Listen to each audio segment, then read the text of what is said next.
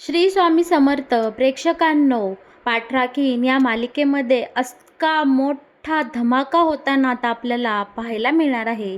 मालिकेत येणारे काही भाग इतके धमाकेदार असणार आहे आणि हे सगळं आपल्या प्रेक्षकांच्या खूपच पसंतीत उतरणार आहे.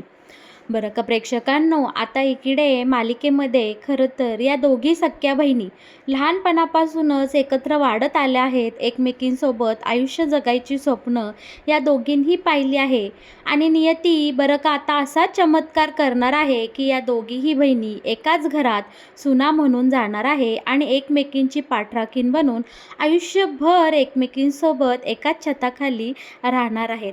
हा चमत्कार नक्की काय होणार आहे आणि हे सगळं नक्की कशा प्रकारे घडून येणार आहे, हे जर तुम्हाला जाणून घ्यायचं असेल तर तुम्ही आपला हा व्हिडिओ अगदी शेवटपर्यंत पहा, म्हणजे तुम्हालाही सगळं काही इकडे कळून जाईल.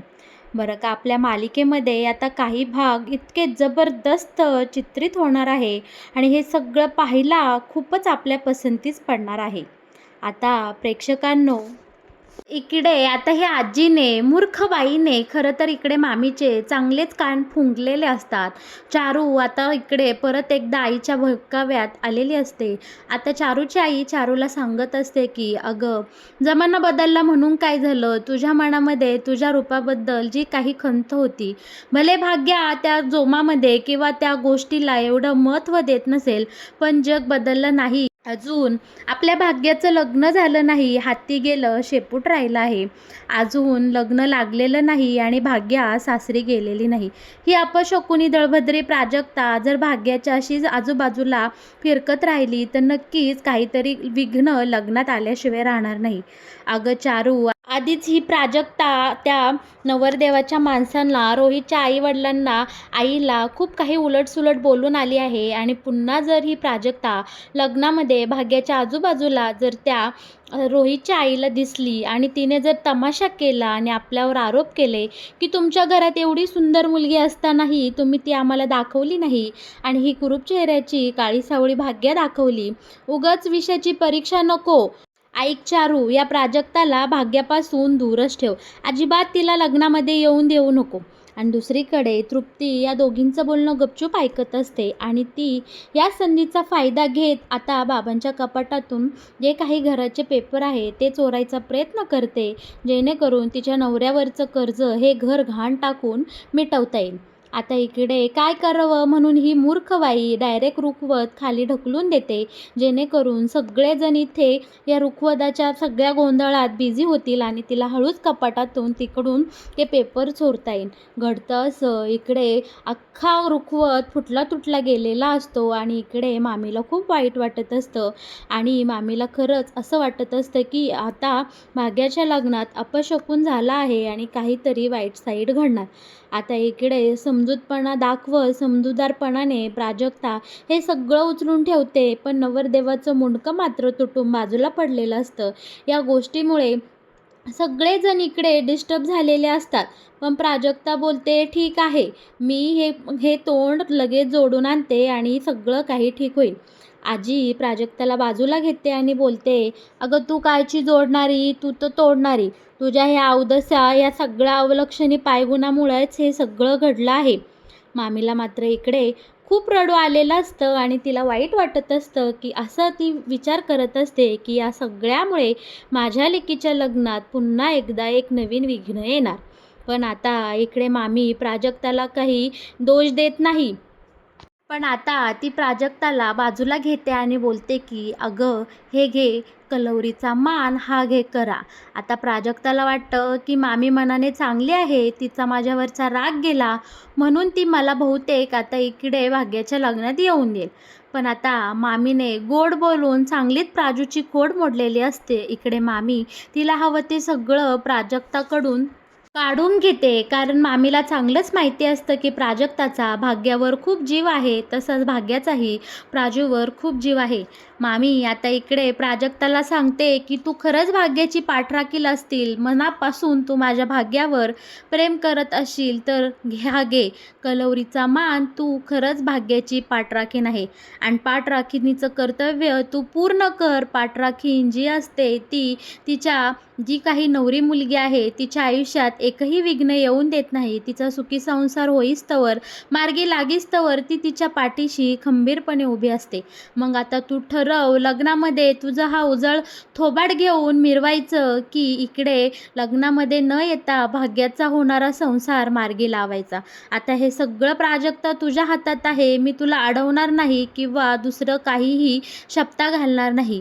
तुला जे करायचं, जे वागायचं ते तुझं तू ठरव. पण तुझ्या येण्यामुळे, प्राजक्ताचा तुझ्या असण्यामुळे इकडे भाग्याचं लग्न मोडता कामा नये किंवा भाग्याच्या माहेरच्यांना किंवा सासरच्यांना कसलीही मान खाली घालायला लागू नये. आता इकडे प्राजूनी मामीला वचन दिलेलं असतं, कसलीही परिस्थिती आली तरी आज माझ्या भाग्याचं लग्न होणार म्हणजे होणार आणि मी तिची पाठराखीण बनणार म्हणजे बनणार. आता इकडे आपली प्राजू वचनाला बांधली गेलेली असते आणि बरं का ती आता भाग्याच्या इकडे लग्नापासून लांब लांबच राहायचं ठरवलेलं असतं तिने आणि मनाशी पक्कही केलेलं असतं. दुसरीकडे सुलोचनाने अगदी मनाशी पक्क केलेलं असतं, आज कसल्याही परिस्थितीत त्या भाग्याचं लग्न लागणार आणि प्राजूच्या लग्नातला जो काही प्राजू आलोकच्या लग्नातला महत्त्वाचा अडथळा आहे तो मी आज दूर करणार म्हणजे करणार. आता इकडे छानपैकी ही सुलोचना सुंदर मेकअप करून तयार झालेली असते, कारण तिला भाग्याच्या लग्नाला जायचं असतं. प्राजूने खूप आग्रहाने आमंत्रण दिलं असं कारण पुढं करून आता ही सुलोचना तिची सगळी महत्त्वाची कामं बाजूला टाकून आता फक्त भाग्याच्या लग्नासाठी तिथं वेळेवर उपस्थित राहायचं हे मनाशी तिने पक्क ठरवलेलं असतं. नेमका त्याच वेळी इकडे आता अंबिकाचा नवरा सत्यम घरी आलेला असतो. त्याला पाहून आता इकडे सुलोचना बोलते की तू घरी कसा काय, तुला घरी कोणी बोलवलं. तेव्हा आता इकडे हा सत्यम म्हणतो की वहिनी तू तरी कुठे, मला फोन करून सगळं सांगितलं की इकडे आपल्या सूर्यवंशी इंडस्ट्रीचं नाव पार बुडालं आहे आणि आपण इतक्या वर्ष जे काही गुपित घरामध्ये लपवून ठेवलं होतं ते आलोक सूर्यवंशीचं सगळं सत्य आता संपूर्ण जगाला कळलेलं आहे आणि या कारणामुळे आपल्या या सूर्यवंशी इंडस्ट्रीचं नाव पार बुडालेलं आहे. अगं वहिनी, एक फोन करून तुम्हाला हे सांगितलं सुद्धा नाही. आणि हो, आज आत्ता मी इथे खूप महत्त्वाची मीटिंग बोलवली आहे. सगळे बोर्ड डिरेक्टर आता मी इथे बोलावून घेतलं आहे. त्यामुळे तुझे काही दुसरे प्लॅन असतील तर तू ते प्लीज कॅन्सल कर आणि या मीटिंगला उपस्थित राहा. पण इकडे आता सुलोचनाने एकच हेका लावून धरलेला असतो की आज मला वेळ नाही, कारण मला भाग्याच्या लग्नाला जायचं आहे.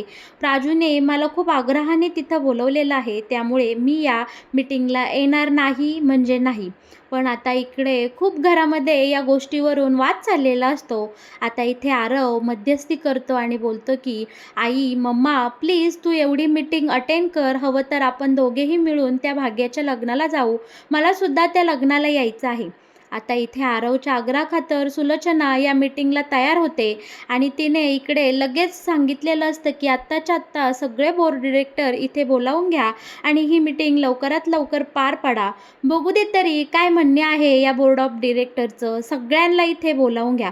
तातडीने आता इथे बोर्ड ऑफ डिरेक्टरची मीटिंग भरवली जाते आणि इथे जो काही निर्णय होईल तो सगळा सुलोचना हँडल करताना आपल्याला पाहायला मिळणार आहे. दुसरीकडे आज भाग्याचं लग्न म्हणून भाग्या प्राजक्ताकडे हट्ट करत असते की प्राजू, आज माझ्या आयुष्यातला खूप महत्त्वाचा दिवस आहे आणि तू मला वचन दे की तू आज माझ्या डोळ्यापलीकडे, माझ्या नजरेआड अजिबात जाणार नाही आणि माझ्या लग्नाचे सगळे विधी तू अगदी मनापासून अटेंड करणार आहेस आणि प्रत्येक गोष्टीसाठी तू माझ्या पुढे मागे करणार आहे. इकडे आता आपली प्राजू वचनात गुंतलेली असते. ती आता आपली प्राजू जड अंतकरणाने भाग्याला जोरदार कडकडून मिठी मारते आणि आता प्राजूला आठवत असतं की मामी बोललेले असते, खरं तर मुलीचं लग्न आईने पाहू नये, पण इकडं सगळं उलटं आहे. खरं तर आता बहिणीचं लग्न एका दुसऱ्या बहिणीने पाहू नये असं मला वाटतंय. आणि आता प्राजक्ता मनाशी ठरवते, काहीही झालं तरी आज भाग्याच्या लग्नात उपस्थिती दाखवायची नाही. छानपैकी इकडे मंडप सजलेला असतो, सगळी पाहुणेरावळे जमलेले असतात. भाग्या ही नवरीच्या वेशात सुंदर तयार झालेली असते. प्राजूने अगदी भाग्याला नक्षत्रासारखी सुंदर बनवून लग्नमंडपात पाठवून दिलेली असते. सगळे जमलेले असतात, पण इथे एक खूप मोठा घोळ झालेला असतो. तो म्हणजे जी काही इकडे हुंड्याची रक्कम ठरलेली असते ती मात्र अजून इकडे या रोहितच्या आई-वडिलांच्या हाती पडलेली नसते. आणि मग काय प्रेक्षकांनो, इकडे रोहितच्या आईने तिचे खरं रूप दाखवायला सुरुवात केलेली असते. रोहनची आई गुरुजींना म्हणत असते की जी काही आपली हुंड्याची रक्कम ठरली आहे ती कधी हातात मिळणार. लग्न लागायची वेळ झाली आहे तरी मुलीच्या वडिलांनी ती रक्कम आम्हाला दिली नाही.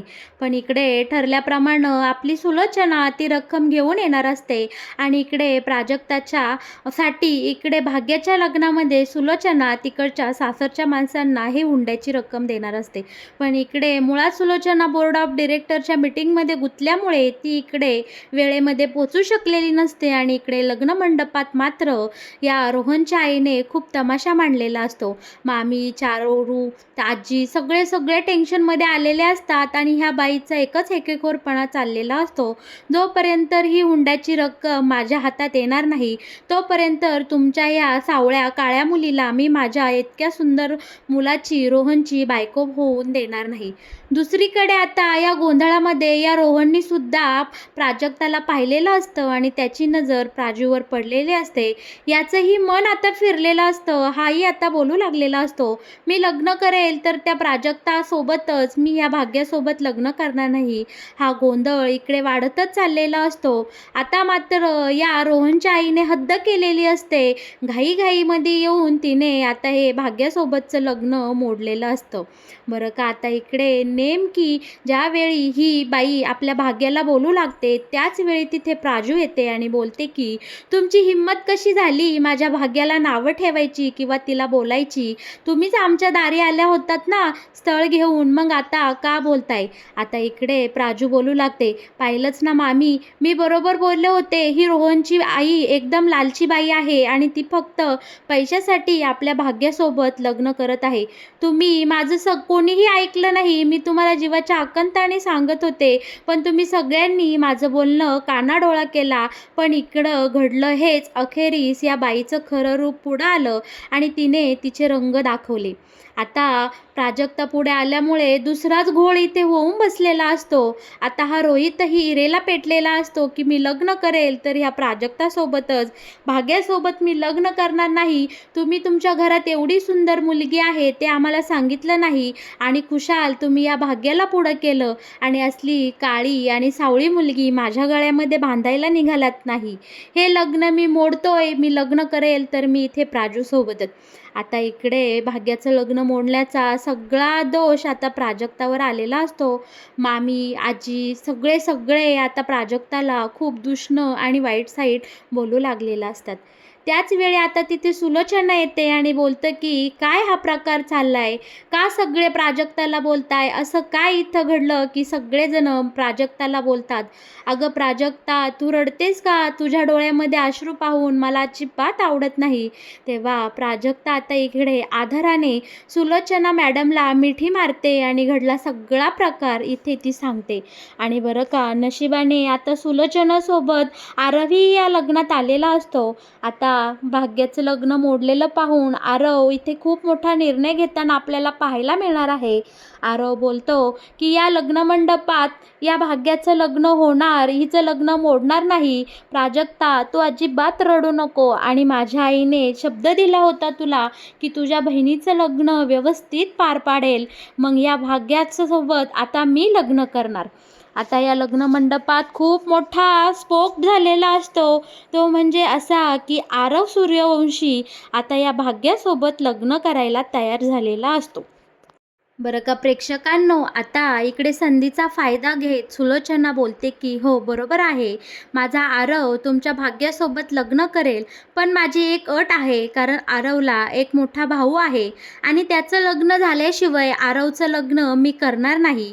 त्यासाठी मी या लग्न मंडपात वैद्यबुवा तुमच्याकडे तुमच्या प्राजूसाठी मागणी घालते. माझं असं मत आहे की तुम्ही तुमच्या प्राजूचा हात माझ्या आलोकसाठी द्यावा आणि माझा थोरला मुलगा आलोक सूर्यवंशी याच्याशी तुमच्या प्राजक्ताचं लग्न व्हावं. दोघीही बहिणी गुण्यागोविंदाने माझ्या घरात सुखाचा संसार करील. मी तुमच्या दोन्ही मुलींना माझ्या घराच्या सुना करून घ्यायला तयार आहे. हे ऐकताच मात्र इकडे आता डायरेक्ट आपल्या मामीच्या आणि आजीच्या पायाखालची जमीन हादरलेली असते. सगळाच लग्न मंडप हादरून गेलेला आता आपल्याला इकडे पाहायला मिळणार आहे. पण या सगळ्यामध्ये भाग्याला खूप रडू कोसळलेलं असतं. ती प्राजूला मिठी मारून तिच्या गळ्यात पडून खूप मोठ्या मोठ्याने रडत असते. कारण भाग्याला आलोक सूर्यवंशीची सगळी हकीकत माहिती असते. भाग्या बोलते, अगं प्राजू, माझं लग्न मोडलं तर मोडू दे, काही हरकत नाही. एक गेला तर दुसरं येईल, पण मी तुझ्या आयुष्याचं वाटोळं होऊन देणार नाही. तू या लग्नाला अजिबात तयार व्हायचं नाही आणि अजिबात त्या आलोक सूर्यवंशीसोबत लग्न करायचं नाही. अगं तो मुलगा वेडा आहे, त्याला कसं वागायचं बोलायचं कळत नाही आणि माझ्या इतक्या सुंदर बहिणीचं लग्न, इतक्या गुणी बहिणीचं लग्न मी त्या आलोक सूर्यवंशीसोबत होऊ देणार नाही. आता इकडे खरं तर वेळ आलेली असते ती प्राजक्ताच्या वचनाला जागण्याची.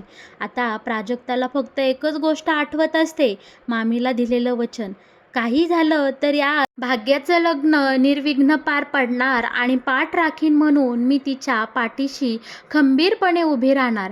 आता प्राजक्ताला फक्त एकच दिसत असतं, ते म्हणजे सूर्यवंशींची प्रॉपर्टी, आरवसारखा सुंदर देखणा मुलगा आणि तो स्वतःहून इकडे भाग्यासोबत लग्न करायला तयार झाला आहे. आता प्राजक्ता मामी आणि घरच्या सगळ्यांकडे एकदा डोळे भरून नजर टाकते आणि प्राजक्ताने आता इकडे खंबीरपणे ठाम निर्णय घेतलेला असतो. प्राजक्ता सुलोचना मॅडमजवळ जाते आणि बोलते, मॅडम, मला तुमची ही अट मान्य आहे. मी तयार आहे आलोक सरांसोबत लग्न करण्यासाठी. फक्त तुम्ही माझ्या भाग्याला तुमच्या घरची सून करून घ्या. तुम्ही नाही म्हणू नका. तुम्ही दिलेलं वचन जागा. मीही तुमच्या थोरल्या मुलासोबत लग्न करायला तयार आहे. बरं का प्रेक्षकांनो, आता इकडे मालिकेमध्ये खूप सुंदर वळण आलेलं आपल्याला पाहायला मिळणार आहे. आता फायनली या दोघीही बहिणी आता या सूर्यवंशी घराण्याच्या दोघीही गोड सुना होताना आपल्याला पाहायला मिळणार आहे. मालिकेमध्ये पुढे काय घडत जाणार आणि या मालिकेमध्ये येणारे असेच नवनवीन वळणं जर तुम्हाला सगळ्यात आधी जाणून घ्यायची असतील तर तुम्ही नक्कीच आपल्या या चॅनलला सबस्क्राईब करा आणि हो, व्हिडिओला लाईक केल्याशिवाय अजिबात कुठे जाऊ नका. बहिणीच्या सुखासाठी एका बहिणीने तिच्या सुखाचा त्याग केलेला आता आपल्याला मालिकेमध्ये पाहायला मिळणार आहे आणि अखेरीस या दोघीही सख्या मैत्रिणी, सख्या बहिणी आता सख्या जावा होताना आपल्याला पाहायला मिळणार आहे. आणि सगळ्यात महत्त्वाचं म्हणजे आरवला भाग्या खूप आवडत असते आणि आरवनी भाग्याला मनापासून असं मनातून स्वीकारलेलं आपल्याला पाहायला मिळणार आहे. आणि या दोघांचंही बॉन्डिंग मालिकेमध्ये कशा प्रकारे दाखवलं जाणार हे सगळं पाहायला खूप गंमत येणार आहे. त्यासाठी तुम्ही आपल्या या चॅनलसोबत शेवटपर्यंत जोडलेले राहा आणि हो, आपल्या चॅनलला सबस्क्राईब केल्याशिवाय कुठेही जाऊ नका. धन्यवाद.